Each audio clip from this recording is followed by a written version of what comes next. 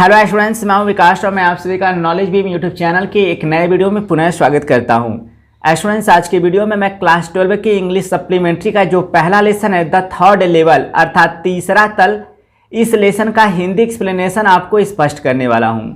तो मैं इस वीडियो को शुरू करूँ इससे पहले आपको बताना चाहूँगा कि यदि आप क्लास 12 के विद्यार्थी हैं और यूपी बोर्ड एग्जाम 2022 के लिए कंप्लीट इंग्लिश का प्रिपरेशन करना चाहते हैं तो हमारे चैनल के प्लेलिस्ट में चेक कीजिए, आपको इंग्लिश ग्रामर का कंप्लीट प्रिपरेशन देखने को मिल जाएगा और साथ ही साथ इंग्लिश टेक्स्ट बुक का भी प्रिपरेशन आपको देखने को मिल जाएगा। मैंने अभी तक आपको इंग्लिश प्रोज में 3 लेसन जो है टीच कर दिया है, सबका क्वेश्चन आंसर भी मैंने प्रोवाइड कर दिया है और इंग्लिश पोइट्री में मैंने आपको 3 पोएम जो है टीच कर दिया है स्टार्टिंग का, उनका सेंट्रल आइडिया और आपको साथ ही साथ कंप्रीहेंशन टाइम जो क्वेश्चन है वह भी मैंने कंप्लीट करा दिया है। तो जाइए आप लोग एक बार हमारे चैनल के प्लेलिस्ट में चेक कीजिए। और एक चीज़ मैं आपको और स्पष्ट करना चाहूँगा कि यदि आप अच्छे से नोट्स तैयार करना चाहते हैं इंग्लिश का तो हमारे मोबाइल एप्लीकेशन नॉलेज बीम को जरूर प्ले स्टोर से इंस्टॉल कर ले, लिंक मैंने वीडियो के डिस्क्रिप्शन में दिया हुआ है। और किसी तरह का क्वेश्चन करना चाहते हैं मुझसे तो आप मेरे टेलीग्राम चैनल, जिसका लिंक मैंने इस वीडियो के डिस्क्रिप्शन में दिया हुआ है, टेलीग्राम चैनल को जरूर ज्वाइन कर ले। वहाँ पर आप डेली कुछ क्वेश्चन भी गेट करेंगे जो आपके नॉलेज को काफ़ी इंक्रीज करेंगे। तो चलिए बगैर समय वेस्ट किए हम लोग द थर्ड लेवल अर्थात तीसरा तल, जिसे लिखा है जैक फिनी ने, इस लेसन का हिंदी एक्सप्लेनेशन सीख लेते हैं।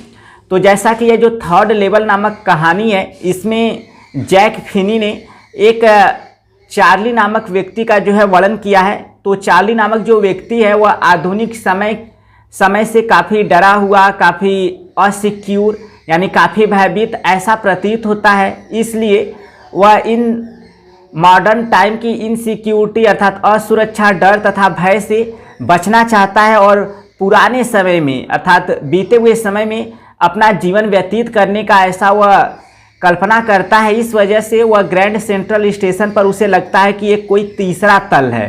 वास्तव में वहाँ 2 ही तल होता है, लेकिन उसे लगता है कि वहाँ पर कोई तीसरा तल है और वह वहीं जो है चला जाता है और वहाँ पर, लेकिन वहाँ की मुद्रा न होने की वजह से वह पुनः वापस आता है ताकि वह पुराने समय की मुद्रा प्राप्त कर सके। लेकिन जब वह पुराने समय की मुद्रा प्राप्त करके वहाँ जाना चाहता है तो वहाँ पर उसे कोई तीसरा तल दिखाई नहीं देता है।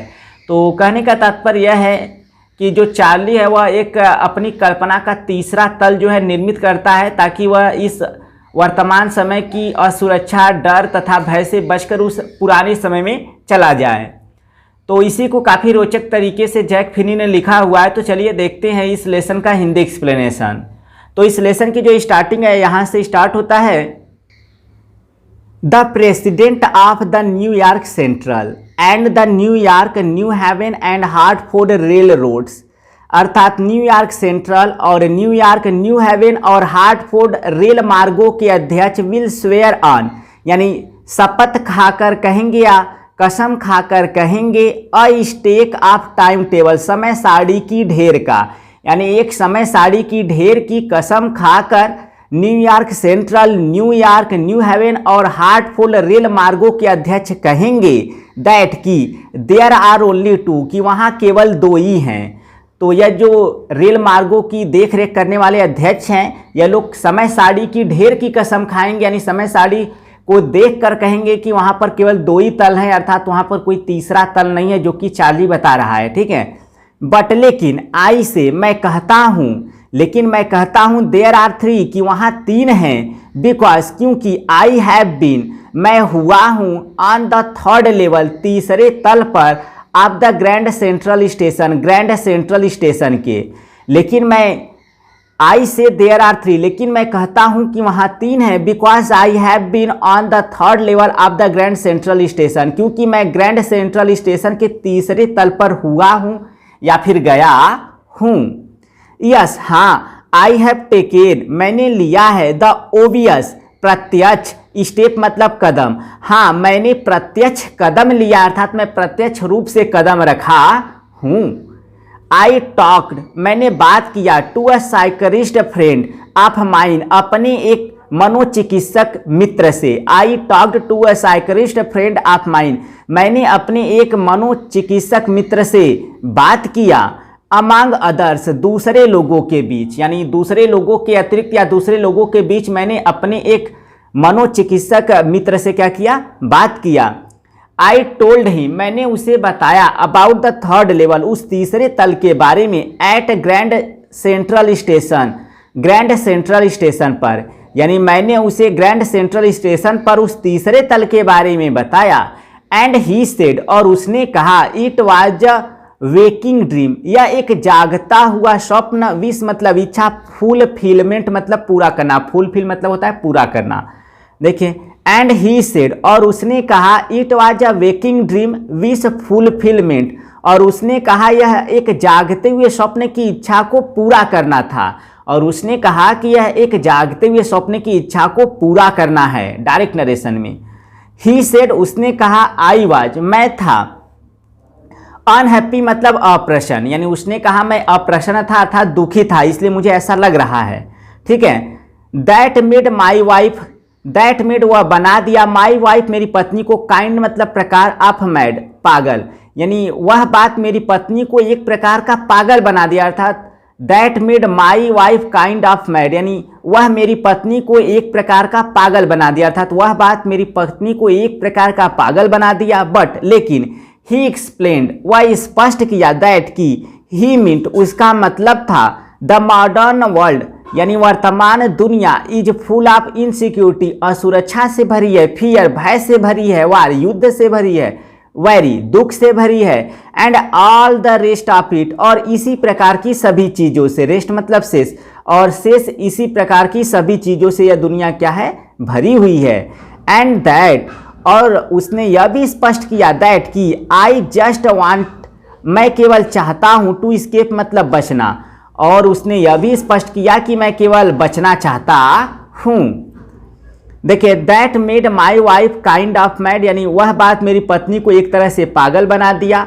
But he explained that he meant the modern world is full of insecurity, fear, war, worry and all the rest of it, लेकिन उसने स्पष्ट किया कि उसका मतलब था कि वर्तमान दुनिया असुरक्षा, भय, युद्ध, चिंता और इन सभी प्रकार की चीज़ों से, ऐसे ही सभी प्रकार की चीज़ों से भरी है।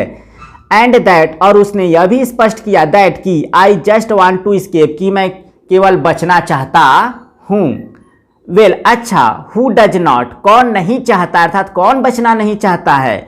एवरीबॉडी, आई नो, यानी हर व्यक्ति, आई नो मैं जानता हूँ, वांट टू एस्केप बचना चाहता, यानी कि मैं जानता हूँ कि हर व्यक्ति बचना चाहता है, किससे, असुरक्षा से, फियर से, वार से और दुख से, यानी मैं जानता हूँ कि हर व्यक्ति बचना चाहता है। बट लेकिन, दे डोंट वंडर, लेकिन वे भटकते नहीं हैं, down into any third level, किसी तीसरे तल पर, एट ग्रैंड सेंट्रल स्टेशन, यानी ग्रैंड सेंट्रल स्टेशन पर, लेकिन वे ग्रैंड सेंट्रल स्टेशन के किसी तीसरे तल पर भटकते नहीं हैं, अर्थात वे ग्रैंड सेंट्रल स्टेशन के किसी तीसरे लेवल के या किसी तीसरे तल के बारे में सोचते नहीं हैं, भले ही वे असुरक्षा, भय, युद्ध अथवा दुख से क्या करना चाहते हैं, बचना चाहते हैं, लेकिन वह ऐसी कल्पना करते नहीं हैं। इसके बाद हम लोग आगे बढ़ते हैं। बट लेकिन, दैट्स द रीजन, वही कारण है, ही सेड वह कहा, एंड माई फ्रेंड्स ऑल और मेरे सारे मित्र, एग्रीड मतलब सहमत हो गए।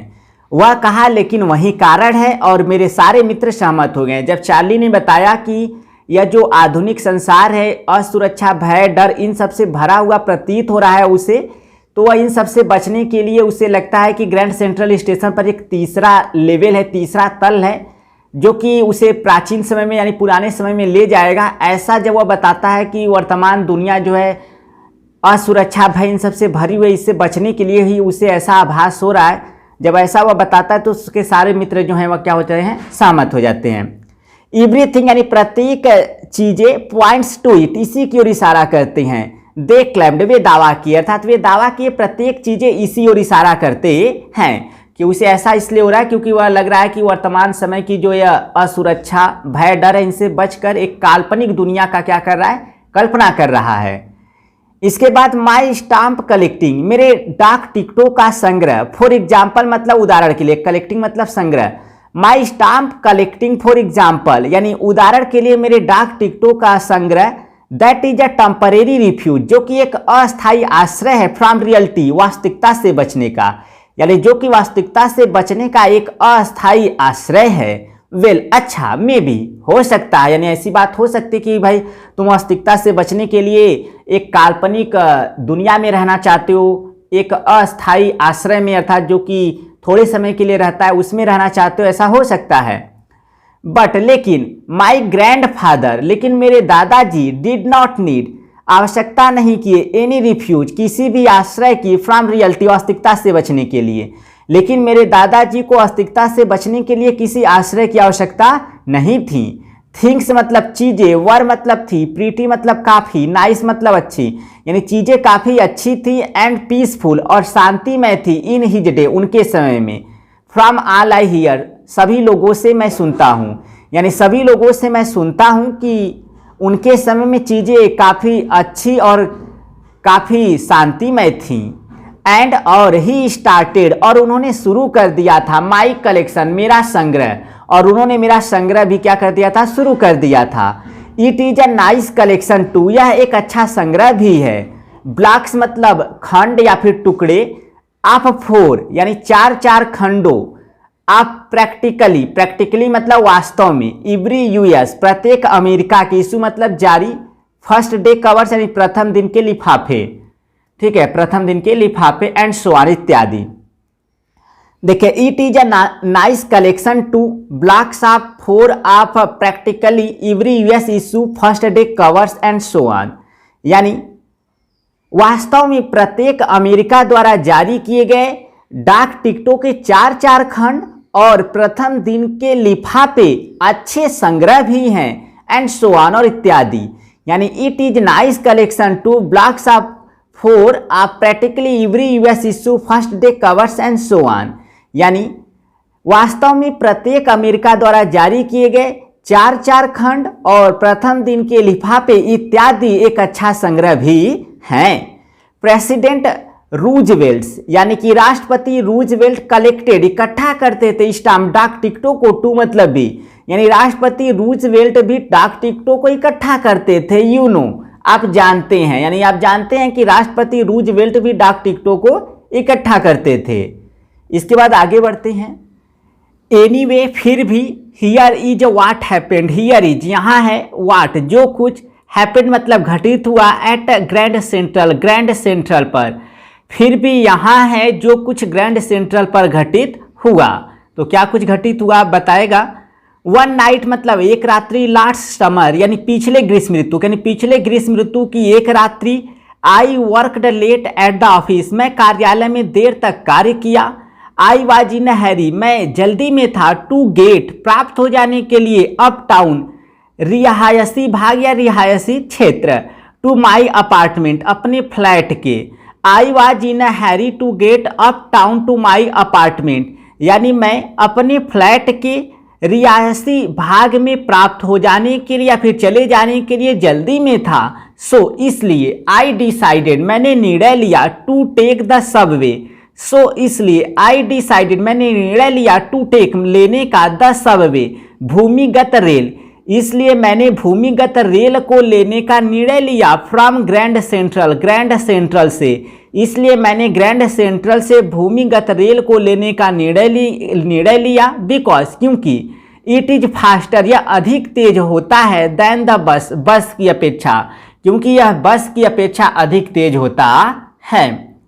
इसके बाद आगे बढ़ते हैं। नाउ अब आई डू नॉट नो, मैं नहीं जानता हूँ, why this should have happened, यह क्यों घटित होना चाहिए था, टू मी मेरे साथ। अब मैं नहीं जानता हूँ कि यह मेरे साथ क्यों घटित होना चाहिए था या मेरे साथ ऐसा क्यों होना चाहिए था। I am just, I am मैं हूँ, जस्ट मतलब केवल, एन मतलब एक, ऑर्डिनरी मतलब साधारण, गाई मतलब व्यक्ति, नेम्ड चार्ली, यानी मैं केवल चार्ली नाम का एक साधारण व्यक्ति हूँ। 31 ईयर्स ओल्ड 31 वर्ष का, यानी मैं केवल एक साधारण 31 वर्ष का चार्ली नाम का व्यक्ति हूँ। एंड आई वाज वियरिंग और मैं पहना हुआ था, अ टैन एक हल्का बादामी, गाबर्डिन मतलब गाबर्डिन, सूट मतलब सूट, यानी मैंने एक हल्का बादामी गाबर्डिन सूट को पहना हुआ था। एंड स्ट्रा हैट और एक स्ट्रा टोपी को, विद अ फैंसी बैंड एक फैशनदार बैंड मतलब फीता, यानी I was wearing a tan gabardine suit and a straw hat with a fancy band, यानी मैं एक हल्के बादामी गाबर्डिन सूट को और एक फैशनदार फीते वाले स्ट्रा टोपी को पहना हुआ था। आई पास्ट, मैं गुजरा, और डजन में एक दर्जन व्यक्तियों से, हु लुक्ड, जो कि दिखते थे, जस्ट लाइक मी, ठीक मेरी तरह, यानी मैं एक दर्जन व्यक्तियों से गुजरा जो कि मेरे तरह ही दिखते थे। And I was not trying, और मैं चेष्टा नहीं कर रहा था या प्रयास नहीं कर रहा था टू एस्केप, बचने का, यानी मैं बचने का या बच निकलने का प्रयास नहीं कर रहा था, फ्रॉम एनीथिंग, किसी भी चीज़ से, यानी मैं किसी भी चीज़ से बचकर निकलने का या बच निकलने का प्रयास नहीं कर रहा था। आई जस्ट वांटेड, मैं केवल चाहता था, टू गेट होम, घर प्राप्त होना या घर पहुंचना, टू लुइसा, मतलब लुइसा के पास, माई वाइफ, अपनी पत्नी, मैं केवल अपनी पत्नी लुइसा के पास घर प्राप्त होना चाहता था या घर पहुंचना चाहता था। इसके बाद आगे बढ़ते हैं। I turned into Grand Central from Vanderbilt Avenue, यानी मैं वंडर बिल्ट एवेन्यू से ग्रैंड सेंट्रल को मुड़ा। And went down the steps, step मतलब सीढ़ियाँ, और सीढ़ियों से नीचे उतरा, टू द फर्स्ट लेवल, प्रथम तल को। वेयर यू टेक ट्रेन्स, जहाँ आप ट्रेनें लेते हैं, लाइक द 20th सेंचुरी, 20वीं शताब्दी की तरह, यानी जहाँ आप 20वीं शताब्दी की तरह ट्रेनों को लेते हैं या पकड़ते हैं। देन मतलब तब, I walked down another flight, तब मैं एक दूसरी सीढ़ी चला, टू द सेकेंड लेवल, यानी दूसरे तल को, यानी तब मैं एक दूसरी सीढ़ी लिया दूसरे तल को। वेयर मतलब जहाँ, द सबर्बन ट्रेन्स, जहाँ उपनगरीय ट्रेनें, लिव्स फ्रॉम, यानी कि जहाँ उपनगरीय ट्रेनें, यानी कि ट्रेनें या रेलगाड़ियाँ लिव फ्रॉम, छूटती हैं। Where the suburban trains leave from, जहाँ से उपनगरीय ट्रेनें छूटती हैं। डक्ड इनटू, अंदर गया, डक इनटू मतलब अंदर जाना, डक्ड इनटू अंदर गया। एन मतलब एक, आर्चेड मतलब धनुष के आकार का, डोरवे मतलब दरवाजा, यानी धनुष के आकार के एक दरवाजे के अंदर गया। हेडिंग मतलब आगे बढ़ते हुए, फॉर द सबवे, यानी भूमिगत रेल मार्ग को, यानी भूमिगत रेल मार्ग के लिए आगे बढ़ते हुए एक धनुष के आकार के दरवाजे को अंदर गया। एंड गॉट लास्ट, और खो गया। इसके बाद आगे है, that is easy to do, यह करना आसान होता है। I have been in, I have been in, मैं अंदर हुआ हूँ, एंड आउट, और बाहर हुआ हूँ, ऑफ ग्रैंड सेंट्रल, यानी ग्रैंड सेंट्रल के, 100 ऑफ टाइम्स, यानी सैकड़ों बार, यानी मैं ग्रैंड सेंट्रल के अंदर और बाहर सैकड़ों बार हुआ हूँ, सैकड़ों बार ग्रैंड सेंट्रल के अंदर बाहर किया हूँ। बट लेकिन, I am always bumping, but लेकिन, आई एम ऑलवेज, मैं सदैव, बम्पिंग संयोग से मिलना, ठीक है, but I am always bumping into new doorways, लेकिन मैं सदैव ही नए दरवाजों, एंड स्टेयर्स, और सीढ़ियों, एंड कॉरिडोर्स, और गलियारों से संयोग से मिलता रहा हूँ। लेकिन मैं सदैव ही नए दरवाजों, नए सीढ़ियों और नए गलियारों से संयोग से मिलता रहा हूँ। वंस मतलब एक बार, आई गॉट, मैं प्राप्त हो गया, इनटू अ ट्यूनल, एक सुरंग में, यानी एक बार मैं एक सुरंग में प्राप्त हो गया, अर्थात एक सुरंग में चला गया। अबाउट अ माइल लॉन्ग, लगभग 1 मील लंबा, यानी एक बार मैं लगभग 1 मील लंबे सुरंग में प्राप्त हो गया, अर्थात चला गया। एंड केम आउट, और बाहर आया, इन द लॉबी, प्रतीक्षा कक्ष, ऑफ रूजवेल्ट होटल, और रूजवेल्ट होटल के प्रतीक्षा कक्ष में बाहर आया। अनदर टाइम, एक दूसरी बार, आई केम अप इन, मैं अंदर बाहर आया। एन ऑफिस बिल्डिंग, एक कार्यालय के इमारत, यानी एक दूसरी बार मैं एक कार्यालय की इमारत में ऊपर आया। ऑन 46th स्ट्रीट, यानी 46वीं सड़क पर, 3 ब्लॉक अवे, 3 ब्लॉक दूर, यानी एक दूसरी बार मैं 3 ब्लॉक दूर 46वीं सड़क पर एक कार्यालय के इमारत में ऊपर आया। तो स्टूडेंट्स, यह हो गया आपका द थर्ड लेवल नामक लेसन का पहला पार्ट। इसके बाद हम लोग सेकेंड पार्ट में आगे बढ़ेंगे। तो आई होप आपको अच्छे से समझ में आ रहा होगा। फिर भी अगर कोई प्रॉब्लम है तो मुझे कमेंट सेक्शन में ज़रूर बताएं, और वीडियो पसंद आए तो प्लीज़ वीडियो को लाइक कीजिएगा, इससे मुझे काफ़ी मोटिवेशन मिलता है। तो मिलते हैं नेक्स्ट वीडियो में, तब तक के लिए thank you so much for watching this video.